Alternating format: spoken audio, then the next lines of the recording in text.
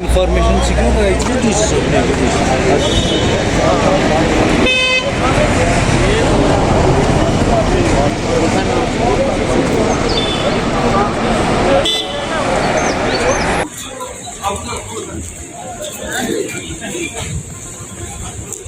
जल्दी।